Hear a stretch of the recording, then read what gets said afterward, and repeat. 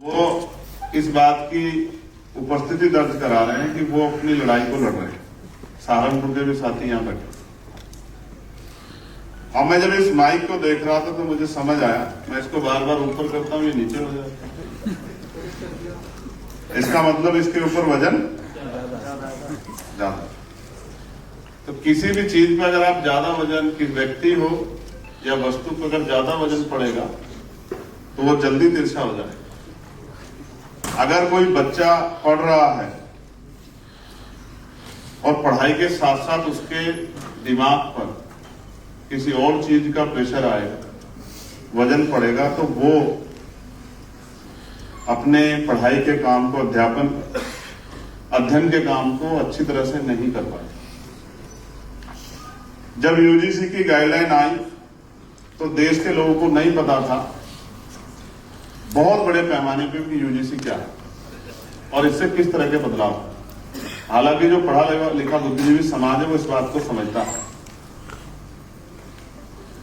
2012 में होराड कमेटी के जरिए जो रिप्रेजेंटेशन आया था, उसके बाद यूजीसी की गाइडलाइन बनी थी जिसमें SC/ST के लोगों को, बच्चों को जो सेंट्रल यूनिवर्सिटी में पढ़ रहे हैं, उनको अधिकार मिले थे कि उनके ऊपर जो जाति के आधार पर भेदभाव होता है वो भेदभाव नहीं होना चाहिए यूनिवर्सिटियों में।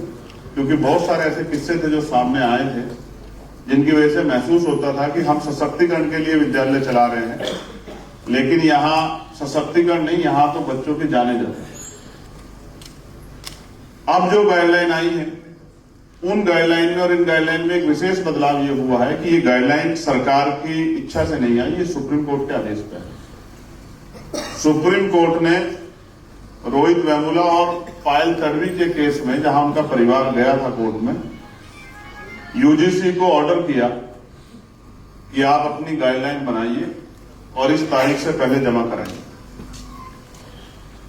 जब उन्होंने वो गाइडलाइन बना के जमा कराई तो उसमें एक नई चीज ये आई कि ओबीसी को भी, जिस बात को हम लंबे समय से कहते आ रहे थे, उस बात को उन्होंने पुख्ता कर दिया कि जो ओबीसी है, अन्य पिछड़ा वर्ग है, उसके साथ भी जाति के आधार पर भेदभाव होता है।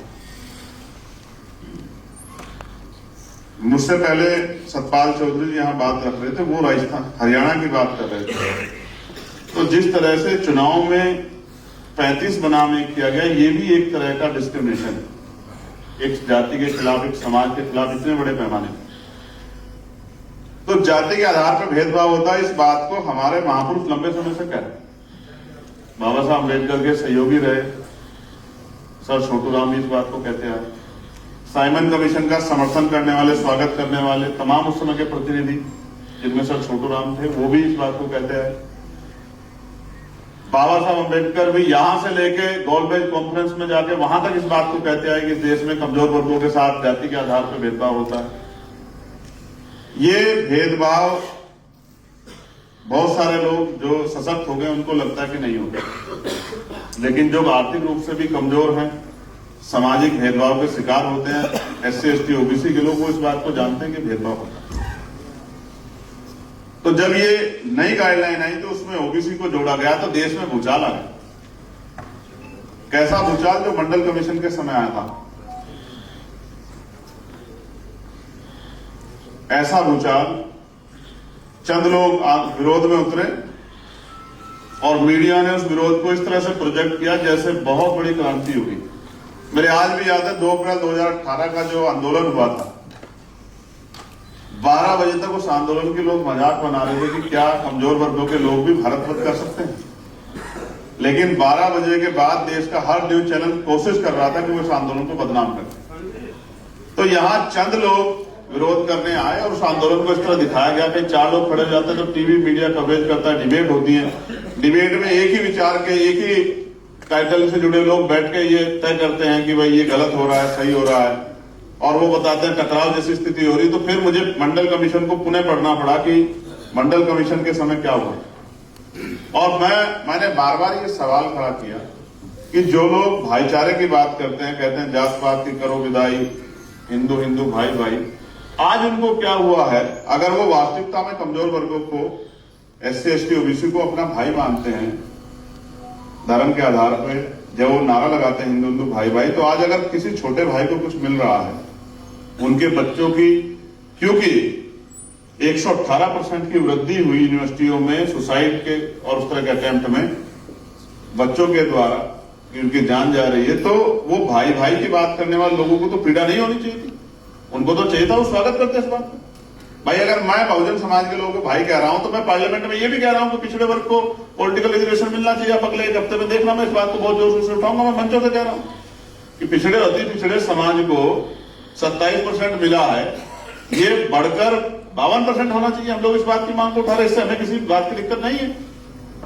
हम लोग जिनको बहुजन समाज कहते हैं, चाहे वो दलित हो, चाहे वो पिछड़े हो, आदिवासी हो, मुसलमान हो, जैन हो, सिख हो, वो तो हम सबके लिए आवाज उठा रहे हैं। अगर उनको कुछ मिलेगा तो हमें दिक्कत नहीं है। तो यही तो भाईचारा हुआ ना। तो क्या तो ये नारा खोखला भाई भाई का जो ये लोग लगाते हैं, या फिर अगर नारा खोखला नहीं है तो इसका मतलब ये है कि जब जब हमें कुछ मिलेगा तब तब इस देश में मजबूती से विरोध होगा।